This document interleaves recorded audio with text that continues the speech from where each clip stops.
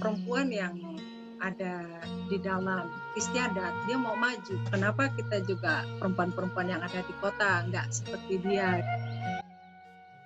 Pada episode kali ini tamu saya adalah Mbak Komalasari yang biasa dipanggil Mbak Lala, yang akan berbagi cerita mengenai tokoh perempuan inspiratif yang dipilihnya dalam pembentukan buku She, yaitu seorang perempuan dari suku Baduy yang biasa dipanggil Ambu Yadi, yang melalui kegigihannya dengan keterbatasan fasilitas yang ada dan aturan-aturan adat yang ketat mampu menjadi penyuluh kesehatan para ibu dan anak untuk masyarakat Baduy luar.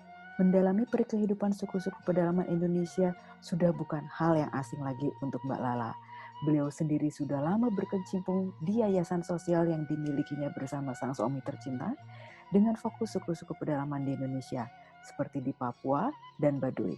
Yuk, mari kita dengarkan cerita dari Mbak Lala. Halo, nama saya Komalasari, biasanya dipanggil Lala. Ya, sedangkan saya tinggal domisilinya di daerah Jakarta. Profesi saya ini wira swasta ya. Dalam pekerjaannya juga pertama itu di salah satu yayasan yang saya miliki sendiri. Pekerjaan saya juga itu membutuhkan liputan ya berupa foto-foto atau film-film begitu. Jadi itu merupakan satu keharusan untuk menceritakan satu keadaan daerah yang memang masyarakat ya belum pernah ke sana. Karena sering ke Baduy gitu ya.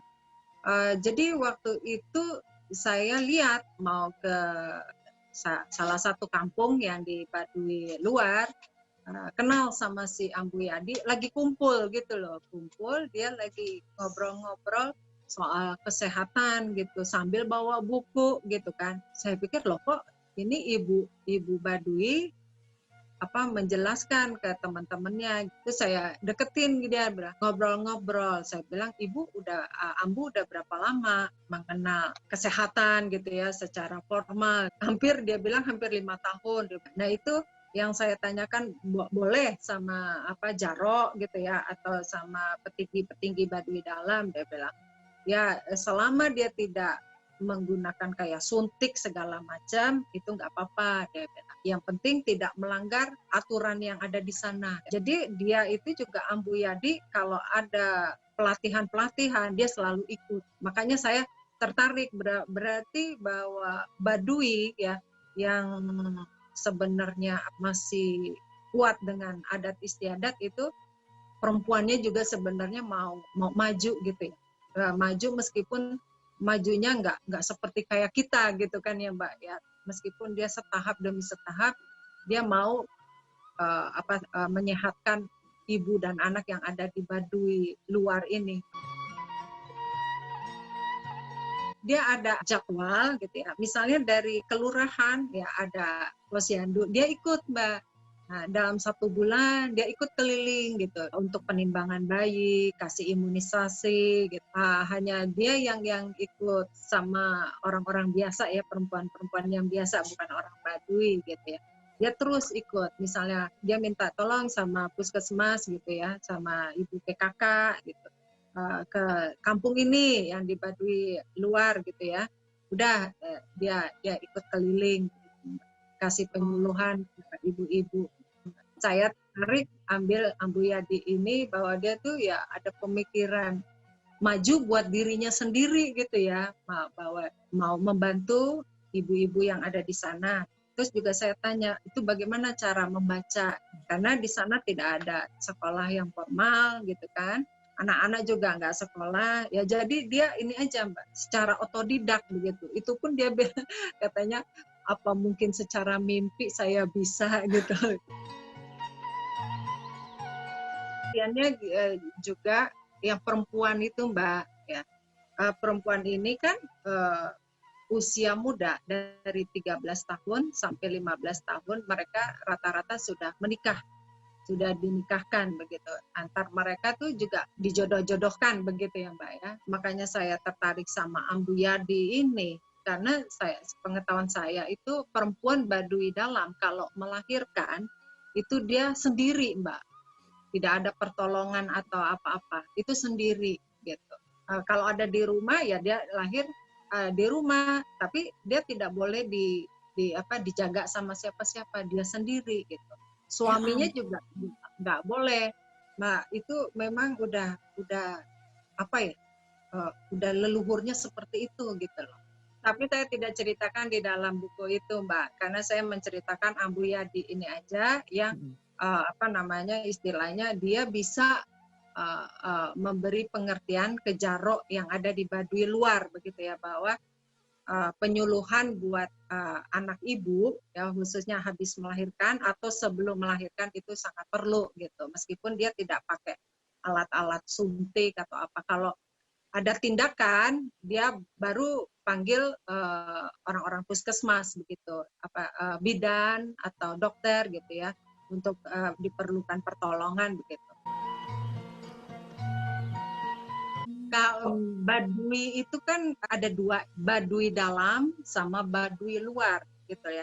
Kalau Baduy dalam itu dia memang tidak boleh mengenal modernisasi. Jadi mereka tidak mau disentuh sama kemajuan-kemajuan yang di daerah sekitarnya. Gitu. Untuk pergi ke sesuatu tempat itu dia harus jalan kaki, nggak pakai sandal, nggak pakai sepatu, dia harus nyeker begitu ya. Memang itu udah tradisinya.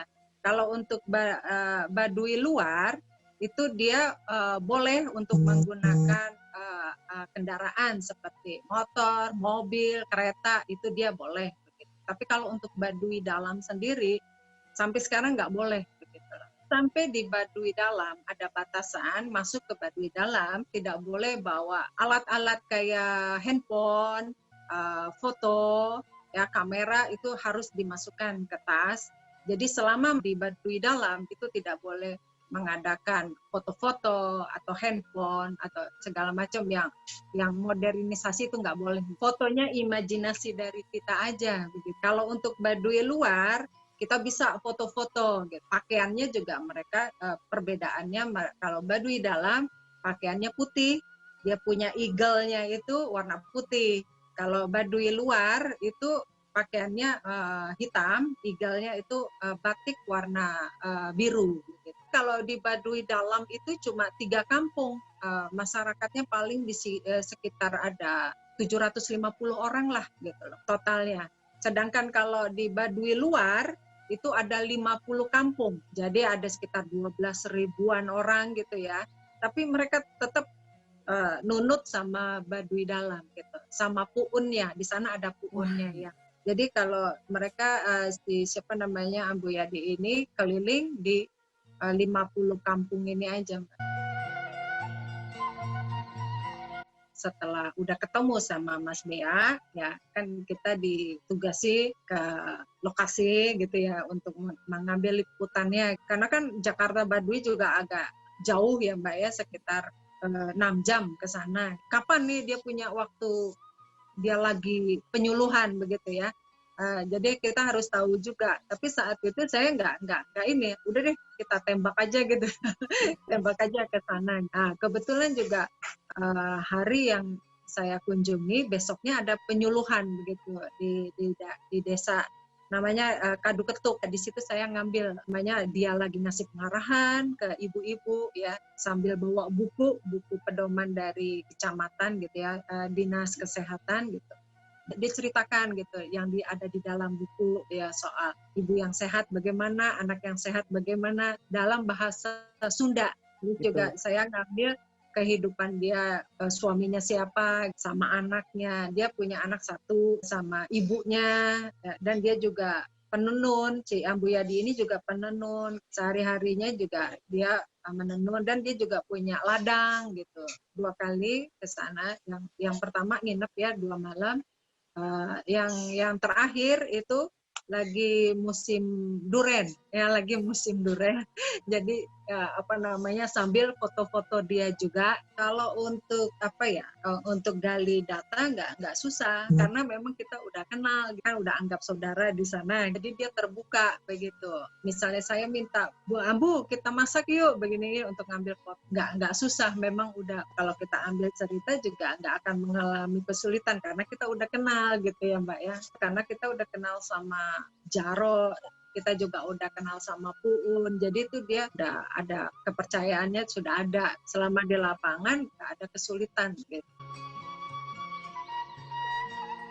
Ambu Yadi ini sebenarnya kalau di dalam Baduy dalam gitu ya, ini nggak boleh gitu kan ya, tapi dia berhasil untuk ikut dalam hampir 5 tahun dia ikut pelatihan, dia dapat sertifikat segala macam gitu. Sebenarnya kalau di dalam kan nggak boleh gitu ya. Ini kan jadi satu hal yang istimewa buat Ambu Yadi ini gitu. Dia bisa kasih pemahaman buat si Jaro-Jaro kan ya sama tetuanya. Itu menurut saya itu dia tuh udah ada satu luar biasa buat perempuan gitu ya, untuk dia bertekad maju ya buat dirinya sendiri sama masyarakatnya gitu. Dari Ambu Yadinya sendiri ya, buat saya ya salut gitu loh ya, salut bahwa perempuan Baduy yang masih kuat dengan adat, dia tuh ada niat buat maju. Dia sendiri perempuan yang ada di dalam adat istiadat, dia mau maju. Kenapa kita nggak bisa maju seperti dia gitu? Kenapa kita juga perempuan-perempuan yang ada di kota nggak seperti dia gitu kan ya? Nah itu jadi ada satu inspirasi bahwa dia tuh boleh kita contoh gitu. Sebenarnya dia juga mau maju kayak kita gitu kan. Nah, kita juga harus contoh juga dari Ambu ini gitu ya, bahwa dia tuh punya pikiran tuh mau maju gitu loh. Saya juga udah bilang, Ambu kalau ini ajak perempuan-perempuan yang lain. Dia bilang memang ada beberapa yang sudah mau jadi kader gitu ya, yang diajak sama Ambu Yadi. Kalau nggak salah sekitar 3 orang lagi begitu ya. Tapi desanya yang berbeda. Oh itu bagus. Ya, bisa diajak, jadi jangan Ambu sendiri kan, supaya di kampung yang lain punya kayak Ambu Yadi gitu kan ya. Kalau ada kesulitan yang untuk melahirkan itu, jadi ada yang bisa menemani atau yang kasih kabar ke puskesmas kalau ada kesulitan macam-macam kayak Ambu Yadi. Saya bilang tetap semangat gitu aja, supaya dia tuh ada gairah ya, meskipun maju yang ke arah modern, tapi dia di lingkungannya dia tuh bisa berbuat sesuatu. Nah, buat kalian yang sedang menonton episode kali ini, tunggu episode-episode berikutnya yang akan menceritakan ke-24 fotografer perempuan Magnificent Indonesia ini. Oleh karena itu, jangan lupa subscribe channel ini untuk mendengarkan cerita-cerita inspiratif berikutnya. Sampai jumpa!